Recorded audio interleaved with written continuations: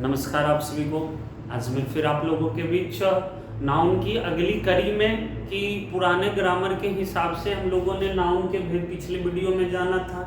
आज हम लोग जानते हैं कि जब इसी नाउन को हम लोग जब इसके अलग अलग भेदों को जानते हैं तो इसी को अब गणनीय और अगणनीय यानी कि एक संज्ञा जिसे हम लोग क्या कर सकते हैं, या तो काउंट कर सकते हैं, काउंट मीन्स होता है गिनना, या फिर कुछ ऐसी संज्ञाएं होती है जिसको हम लोग गिन नहीं सकते हैं। तो अब जिसको गिन नहीं सकते हैं उसी को हम लोग अनकाउंटेबल बोलेंगे, और जिसको हम लोग गिन सकते हैं उसी को हम लोग क्या कहते हैं, काउंटेबल।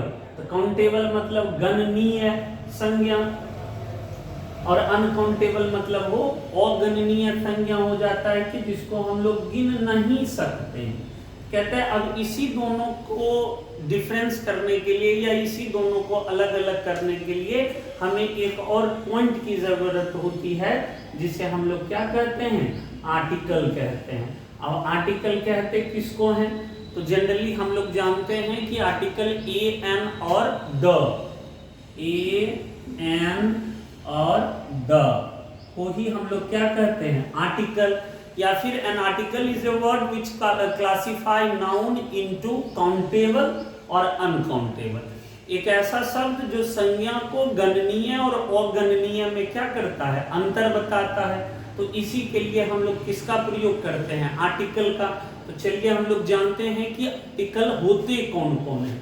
तो यहाँ आर्टिकल को हम लोग सबसे पहले दो भागों में बांट देते हैं। एक हमारा हो जाता है डिफिनिट और दूसरा हमारा हो जाता है इनडिफिनिट, यानी निश्चित, और दूसरा हमारा हो जाता है अनिश्चित, कि जिसके बारे में हम कंफर्म ना हो।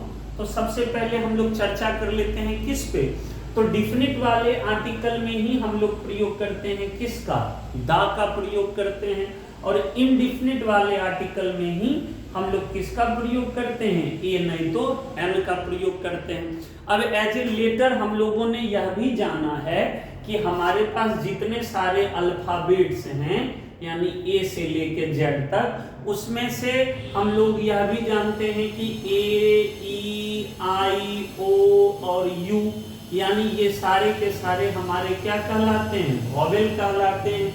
और इसी वॉवेल के पहले हम लोग किसका प्रयोग करते हैं, तो एन का प्रयोग करते हैं। बाद में की जो हमारा बच जाता है वो ए का प्रयोग होता है। और डिफिनिट आर्टिकल पे हम लोग कल चर्चा करेंगे। आज के लिए इतना ही, धन्यवाद।